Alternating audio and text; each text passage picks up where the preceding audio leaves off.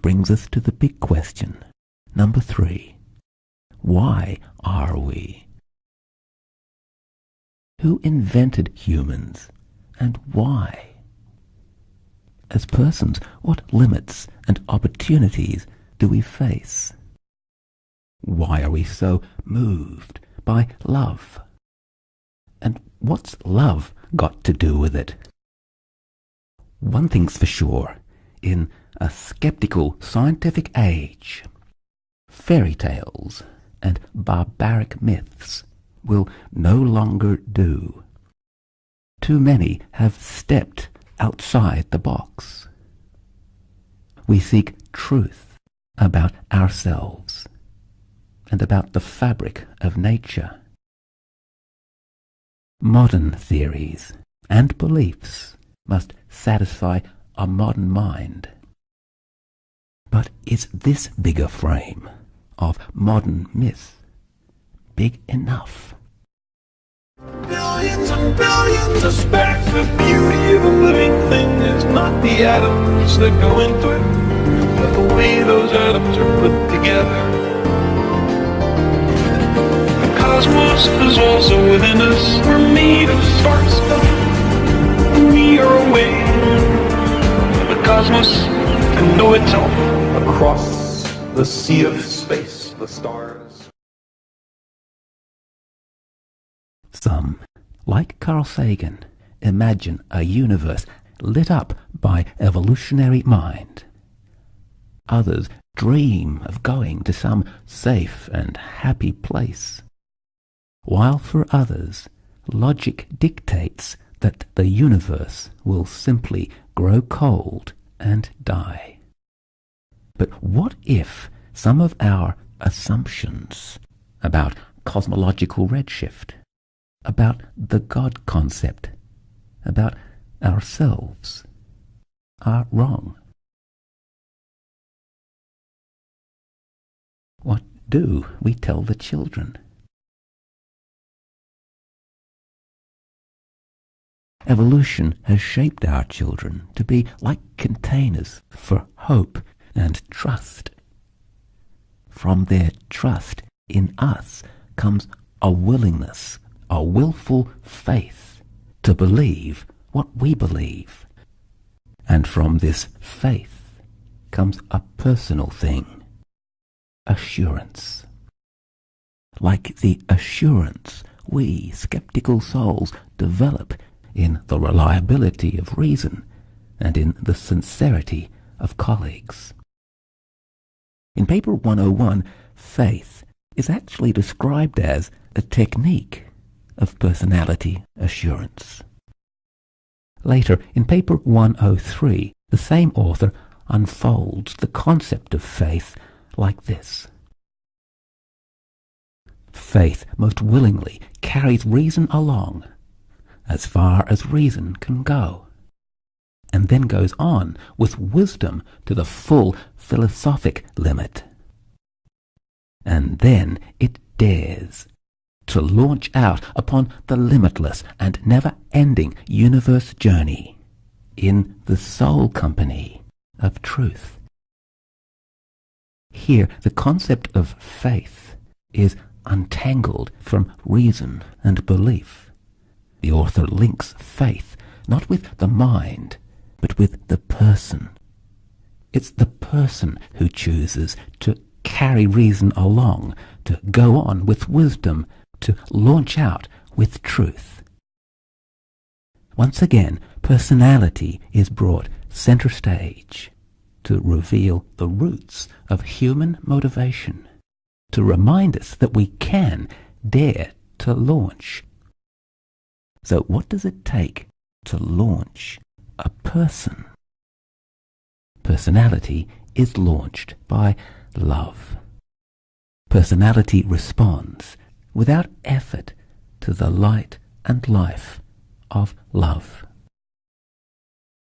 Energy and faith may move mountains, but personality is moved only by love. History's greatest lover once tried to explain the power and purpose of love to 12 really confused apostles.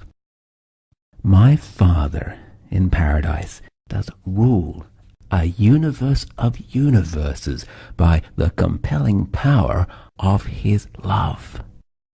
Truth is a liberating revelation, but love is the supreme relationship. It's this relationship that these papers reveal. It's this relationship between persons that explains why we exist. Science and philosophy may point us to a first cause, but it takes insight from a higher frame to discover that the ancestor of galaxies is also father of personalities. Every personality, even humans.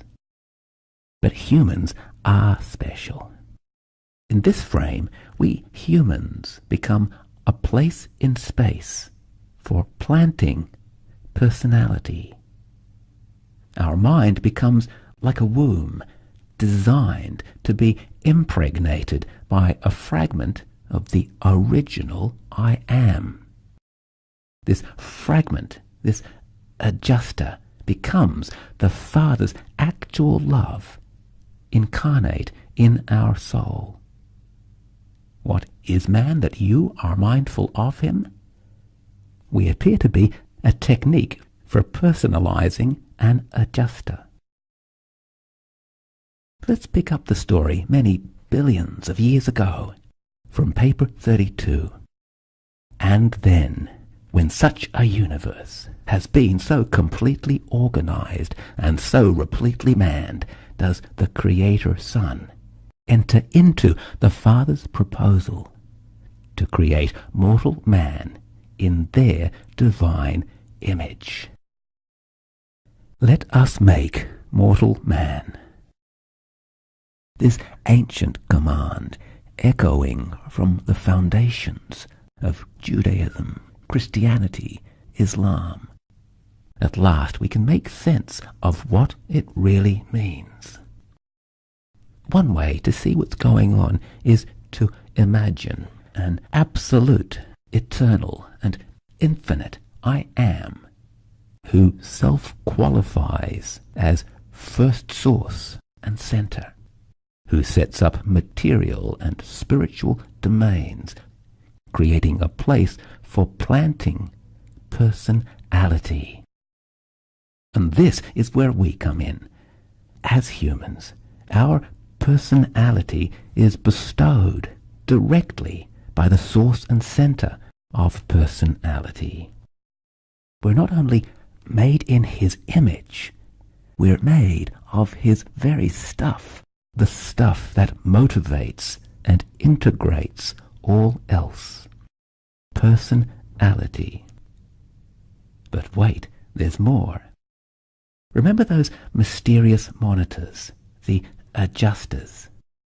They come from way back here, upstream of where reality was divided up. And they seek us out. So why do we humans exist? A short answer is to personalize our fragment of the I am.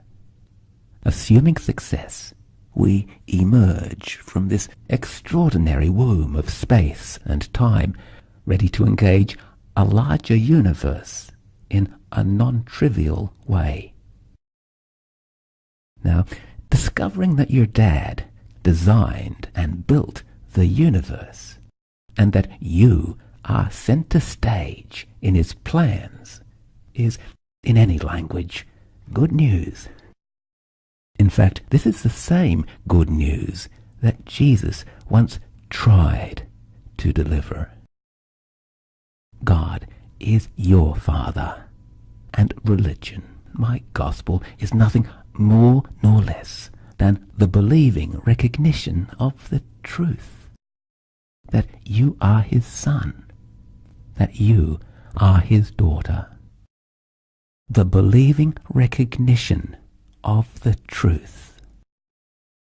A simple truth. A simple fact.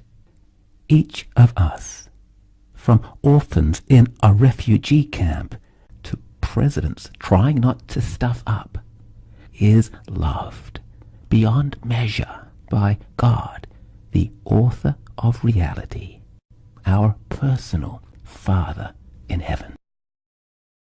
So, what does all this mean? It means the universe is a family affair, and that each of us is very deeply involved.